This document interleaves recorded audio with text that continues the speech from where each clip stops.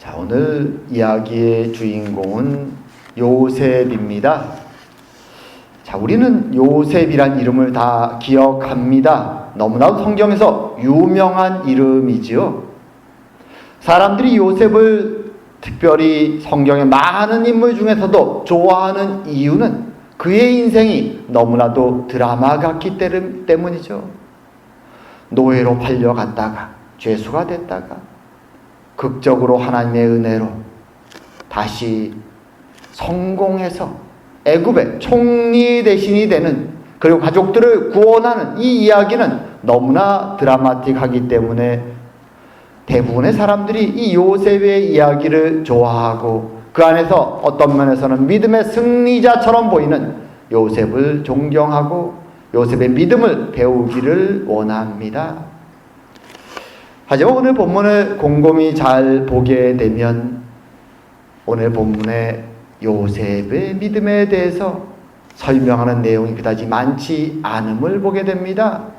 도리어 오늘 본문을 잘 보게 되면 하나님이 무엇을 하셨는가 하는 내용이 더 중심적으로 다뤄주고 있는 것을 보게 됩니다. 그래서 오늘은 하나님이 주인이 되셔서 요셉을 그 위기에서, 고난 속에서 어떻게 믿음의 사람으로 하나님의 섭리와 계획 안에서 인도해 가시는가 하는 내용을 보며 과연 그 요셉의 인생이 우리의 인생과는 어떻게 연관이 있는가 함께 메시지를 나누고자 합니다. 자, 요셉은 지도에서 보는 것처럼 가나안 땅에서부터 노예 상인들에게 붙잡혀서 멀리 애굽 땅까지 갑니다. 얼마나 걸렸을까요? 아마도 그 당시 걸음으로 한 달 정도는 가지 않았을까요? 한 달 동안 노예 상인들에게 묶여서 먹을 것도 그렇게 제대로 먹지 못하고 끌려가면서 그는 무슨 생각을 했을까요? 아버지의 집에서는 가장 사랑받는 아들이요 총애받는 마치 왕자처럼 형제들 중에서도 정말 다른 비교할 바 없이 그렇게 사랑과 물질의 축복을 받으며 지냈는데 그가 하루아침에 자신이 우습게 보던 그 형들로부터 팔려서 이제 노예 상인들의 손에 묶여서 거의 한 달간의 시간을 이렇게 애굽까지 가는 동안 무슨 생각을 했을까요? 아마도 자신을 팔았던 형들 이름 하나를 기억하며 얼마나 욕을 했을까요? 어쩌면 아침에 눈을 뜰 때마다 나의 아버지가 나를 구하기 위해 다 따라와 주지 않을까? 형들이 회개하고 돌이켜서 아버지와 함께 오지 않을까? 얼마나 소망을 가지고 그 하루하루의 시간을 보냈을까요? 그런데 안타깝게도 하루가 지나고 이틀이 지나도 상황이 바뀌지 않습니다. 희망이 절망이 되는 것이죠. 그리고 한 달의 시간이 흘렀을 때 드디어 그는 애굽 땅에 도착합니다. 그리고 노예 상인들은 그를 애굽의 왕 바로의 호위 대장 보디발의 집에 팔아먹게 됩니다. 글쎄요, 불행 중 다행일까요? 가장 부유한 사람들 중에 하나의 집에 노예로 팔렸습니다. 우리는 흔히 이제 이런 상황이 됐을 때 요셉의 마음이나 요셉의 상황을 자세하게 설명하는 내용이 나올 거라고 기대할 때가 많습니다. 그게 보통 드라마에서 우리가 기대하는 내용이죠. 팔려갔던 요셉이 그래도 내가 여기 왔지만 하나님이 나를 지켜주실 거라는 어떤 믿음의 고백을 하고 그 어려운 상황 속에서 열심히 일한 어떤 그런 요셉 중심의 내용들이 등장할 거라고 기대하지만 오늘 본문을 잘 보게 되면 그런 내용은 전혀 없습니다. 자, 오늘 본문의 내용을 들어가면서 특별히 호위대장 보디발을 언급하면서 본문은 특이한 내용을 말합니다. 자, 그게 뭐냐? 2절과 3절에 보디발을 언급하면서 아니 애굽 땅에 갔으니까 애굽 사람을 만나는 것은 당연한데 굳이 타이틀을 애굽 사람이라고 붙입니다. 보디발 애굽 사람, 그의 주인 애굽 사람. 애굽 사람의 집에 노예가 되었음을 이 내용을 기록하는 요셉의 후손 모세는 뚜렷하게 말하고 있습니다. 그것은 무엇을 의미할까요? 지금 이 스토리는 요셉 개인의 이야기가 아니라 애굽 땅의 노예로 붙잡혔다가 하나님의 은혜로 다시 해방되는 이스라엘의 이야기의 하나의 예표로서 요셉이 사용되고 있음을 암시하는 것이죠. 하나님의 역사가, 하나님의 구원의 역사가, 이스라엘 향한 그 역사가 어떻게 요셉을 통하여 예로 보여주는가? 그 이야기를 암시하기 위해서 굳이 애굽 사람이라는 이름을 2번이나 반복합니다. 그리고 또 특이한 것이 있습니다. 그것은 무엇인가 하면 오늘 본문을 들어가면서 요셉에 대한 자세한 감정이나 상황을 설명하는 것이 아니라 첫 줄에 이렇게 얘기합니다. 여호와께서 요셉과 함께 하셨다. 그리고 그가 형통한 자가 되었다. 사실 이 구절이 오늘 본문에서 몇 번이나 반복이 됩니다. 자신이 존경하는 그 조상 요셉의 감정이나 상황을 설명하지 아니하고 첫 줄에 바로 여호와께서 요셉과 함께 하심으로 그가 형통한 자가 되었다라는 이야기를 모세가 하는 것은 이유가 있죠. 요셉의 이야기는 하나님의 이야기다.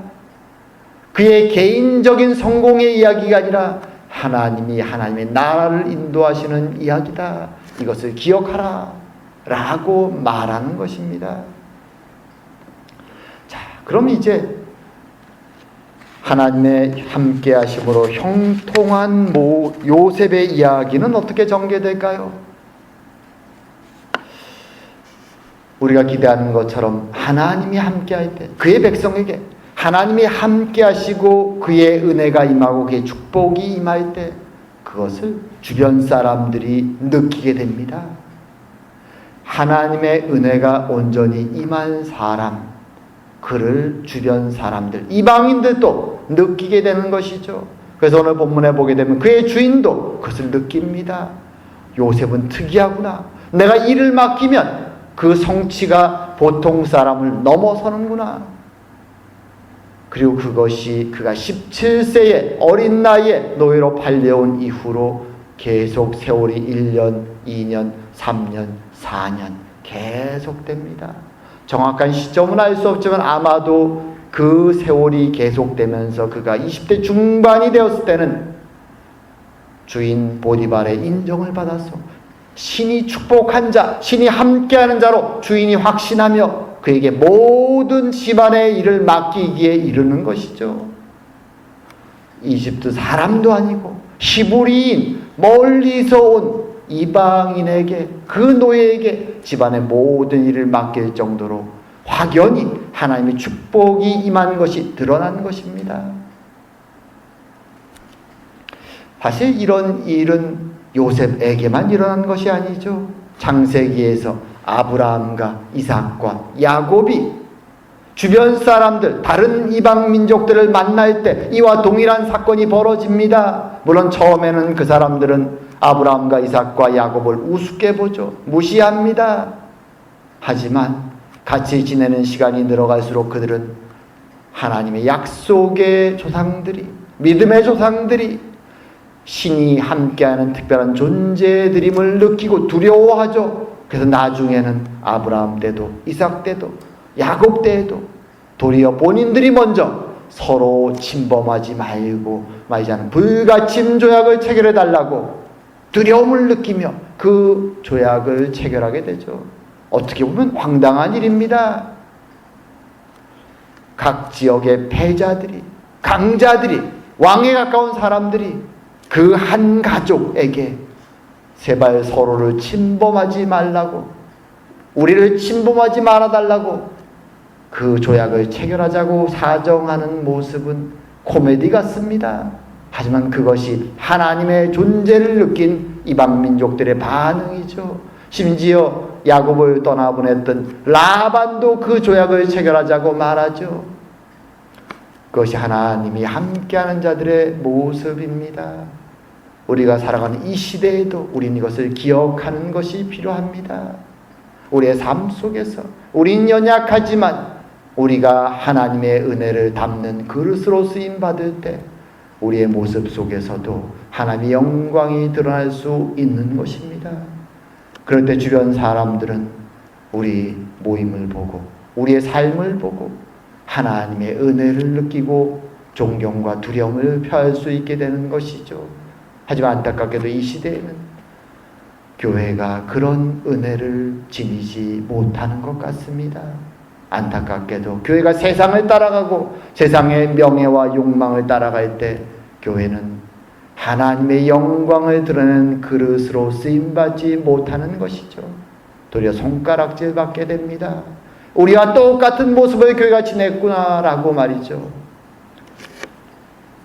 하지만 정말로 우리가 하나님 앞에서 쓰임받고 하나님의 영광이 우리에게 드러날 때 아브라함과 이삭과 야곱 그리고 오늘 요셉에게 나왔던 이 일들이 일어날 수 있음을 우리는 믿어야 하는 것입니다. 그리고 이런 일들이 이제 요셉의 인생 속에 드러날 때 아버지의 집에 있을 때는 교만했고 미성숙했던 요셉이 그저 꿈만 꾸고 그것을 막 떠버리고 흥분해서 어쩔 줄 몰랐던 요셉이 하나님의 존재를 자신의 마음속으로 삶에 깊이 인식하기 시작합니다.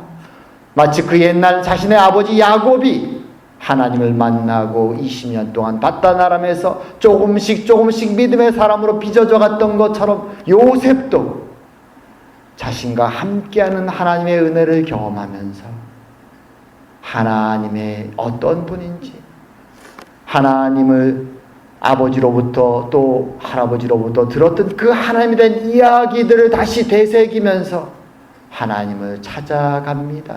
그리고 무엇보다 자신이 떠나오기 전에 꾸었던 그 신기한 꿈을 주었던 그 내용들이 그때는 너무나도 흥분되어서 자신을 미워하는 형들 앞에서도 마구마구 떠들었던 그 꿈이 하지만 그 의미가 어떻게 실현될지 현실적으로는 불가능해 보였던 형제들과 부모와 자신 아는 가족들이 자신에게 절한다는 그 내용이 어떻게 이루어질지 알 수 없었던 그 꿈을 다시 한번 생각하게 되는 것이죠.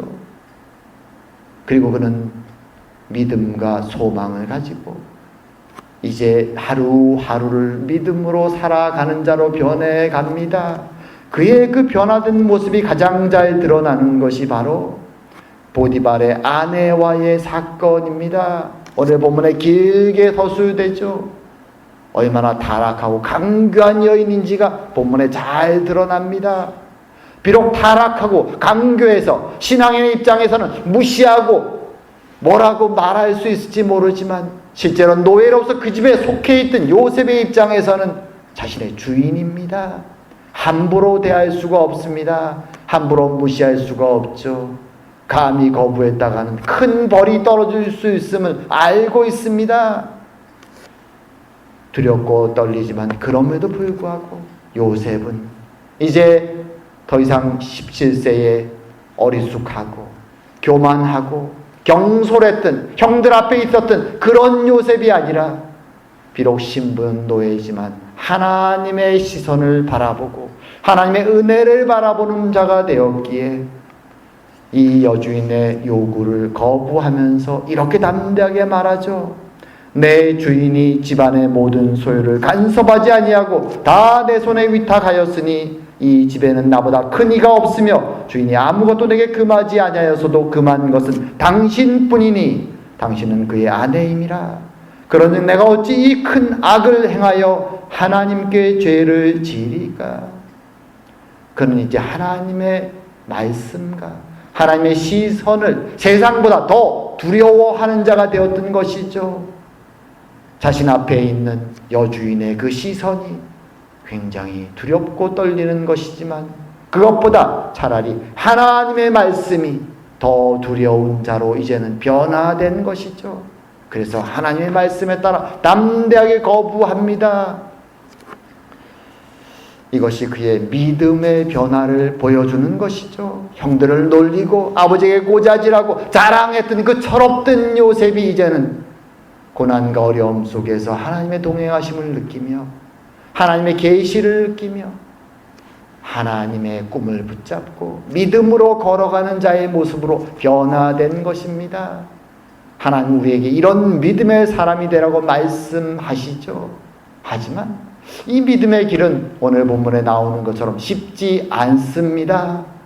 세상의 유혹과 타락 속에서 믿음으로 결단하고 걸어가는 것은 참 아름답지만 우리가 알듯이 현실은, 세상은 그렇게 만만하지 않습니다. 오늘 요셉도 아마도 그래 내가 믿음으로 나아가면 하나님이 지금까지 나와 함께 하시고 형통하게 하신 그 하나님이 도와주시지 않을까 기대하며 이 행동을 했을 것이지만 현실은 냉정합니다. 그는 이 일 때문에 감옥에 갇히죠. 여주인의 모함으로 거짓말로 인해서 감옥에 갇힙니다. 노예에서 이제는 죄수가 되었습니다. 물론 죄수가 된 것이 어떤 면에서는 가벼운 벌일 수 있습니다. 생각해 보십시오. 노예가 여주인을 강간하려고 했습니다. 고대의 법에 따르면 이런 경우 내려지는 벌은 집중팔고 그냥 죽이는 것이죠. 사형이 떨어집니다. 그것이 고대의 법입니다. 하지만 어떤 이유에선가 보디발은 아내의 부정을 이미 알고 있었을 수 있습니다. 아니면 신이 함께하는 요셉을 벌한 것이 두려웠을 수도 있습니다. 어떤 이유에선지 모르지만 그는 그 당시에 당연히 해야 될 목숨을 죽이는 그 사형을 내리는 것이 아니라 자신이 관리하는 왕의 관리들의 죄수를 넣는 그 감옥에 요셉도 함께 감금해 버립니다.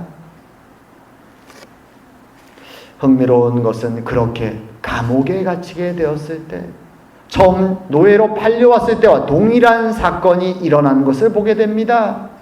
감옥에 죄수로 갇혔는데 그 속에서 하나님이 다시 모든 일에 형통하게 하셨다라고 말합니다. 그래서 간수장이 그를 총애하고 그에게 마치 노예로 있을 때 보디발이 그에게 집안의 모든 이유를 맡겼던 것처럼 죄수임에도 불구하고 감옥의 모든 일들을 돌아보는 그런 일을 맡게 됩니다. 그리고 성경은 그렇게 말하죠. 여호와께서 함께 하심으로 요셉이 모든 것에 형통하였다. 하지만 여기서 우리가 한 가지 생각할 것이 있습니다. 그것은 무엇인가 하면 과연 요셉 입장에서 오늘 이 본문의 사건이 형통한 것으로 이해될 수 있을까 하는 것이죠. 물론 우리는 요셉의 인생이 이후로 어떻게 전개되는지 잘 알고 있습니다. 얼마 뒤에 그는 죄수에서부터 왕의 꿈을 해석하기 위해서 풀려나고 그 꿈을 해석한 덕분에 왕의 총애를 받아서 애굽의 총리 대신이 됩니다. 우리는 그 이야기를 알고 있기 때문에 하나님이 모든 것을 형통하게 하셨다라는 이 구절을 보면서 이것을 긍정적으로 받아들이죠. 하지만 요셉은 한치 앞을 모릅니다. 그가 그저 보는 것은 내가 하나님께 은혜를 받긴 했지만 형들에 의해서 노예로 팔려와서 17살부터 20대 중반이 되도록 7, 8년 동안 뼈 빠지게 수고해서 드디어 그 집에서 인정을 받았는데 믿음을 지키고 순교를 지켰다는 이유로 다시 감옥에 와서 지금도 또 열심히 일하고 있다. 사실 세상의 일이 그렇습니다. 열심히 일하는 자는 사실 윗사람의 인정을 받죠. 하지만 열심히 일한 사람은 인정을 받으면서 더 많은 일을 하게 됩니다. 물론 총애를 받기 때문에 승진이 조금 빠를 수 있고 때로는 월급을 좀 더 받을 수 있을지 모르지만 실제로 일을 열심히 하는 사람에게 윗사람들은 더 과중한 더 많은 일들을 주죠. 그래서 쉬지 않고 일하게 됩니다. 오늘 요셉이 인간적으로 자신의 인생을 돌아보면 지금 노예로서의 한 7, 8년의 인생, 또 감옥에서의 한 5년의 인생, 모든 책임이 자신에게 떨어져 죽어라고 그냥 일만 하는 것이 자신의 인생일 수 있습니다. 희망이 보이지 않죠? 이렇게 열심히 노예로 일했는데 또 감옥에 와서 또 열심히 지금 일하고 있습니다. 도대체 내 앞날은 어떻게 될까?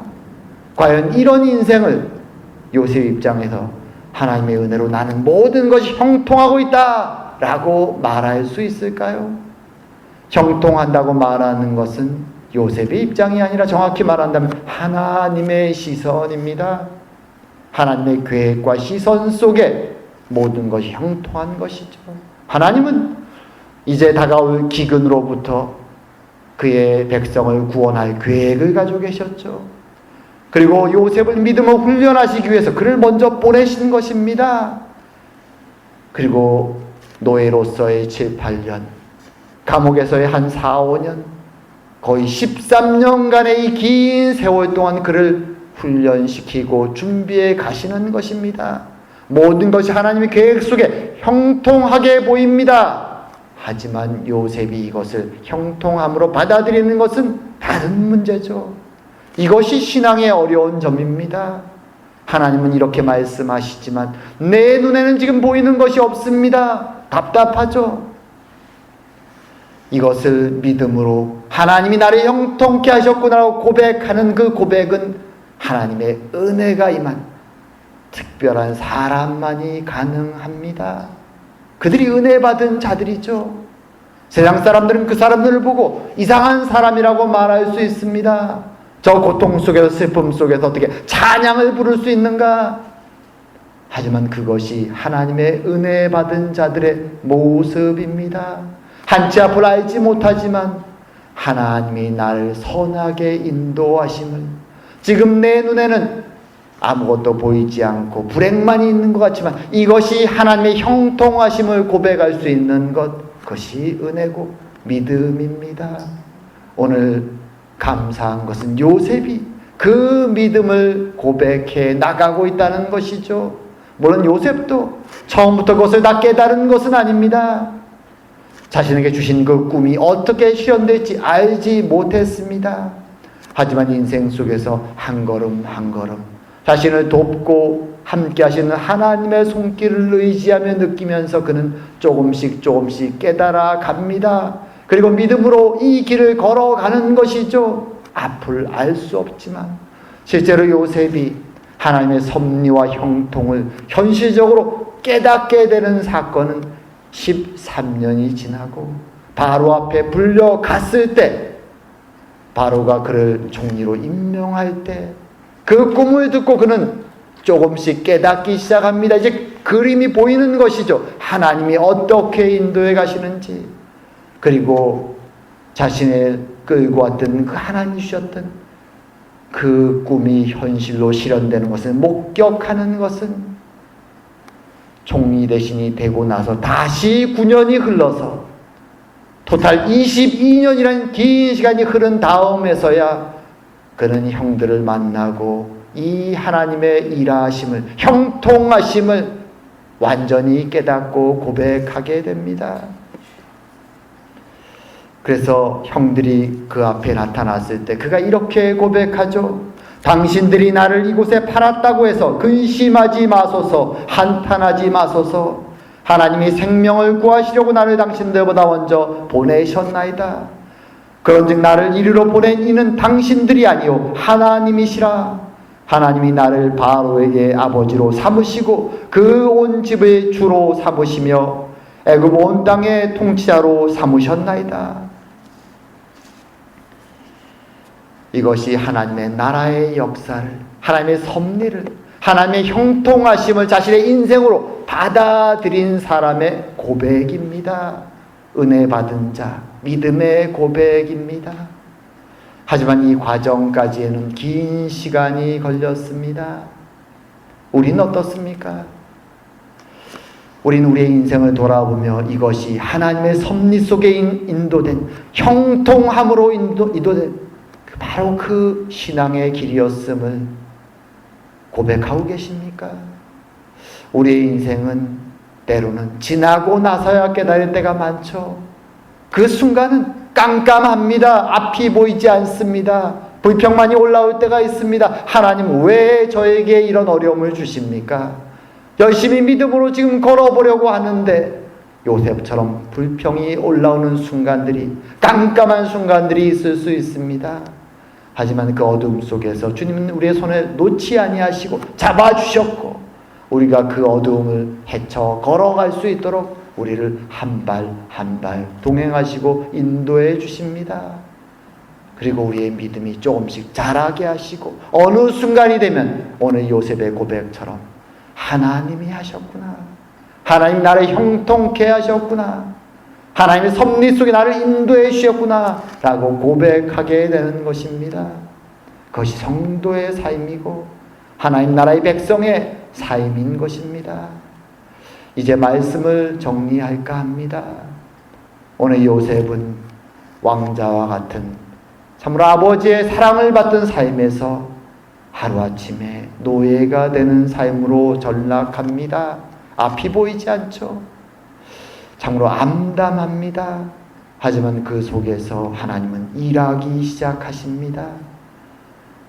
하나님의 은혜를 경험하며 하나님이 먼저 주셨던 꿈을 통해 그 계시의 의미를 조금씩 깨달아가고, 요셉은 하나님의 은혜를 배워가며 이제는 미성숙하고 성급하고 교만했던 자에서 하나님을 아는 믿음의 사람으로 하나님과 동행하며 한 발 한 발 자라갑니다. 그래서 세상의 유혹과 도전이 왔을 때 그는 담대하게 하나님의 은혜를 고백하는 것이죠. 물론 그 과정은 쉽지 않습니다. 믿음의 길 29년이 지나서야 그는 하나님이 나에게 주셨던 꿈이 과연 어떻게 실현되는가를 100% 확실하게 깨닫게 됩니다.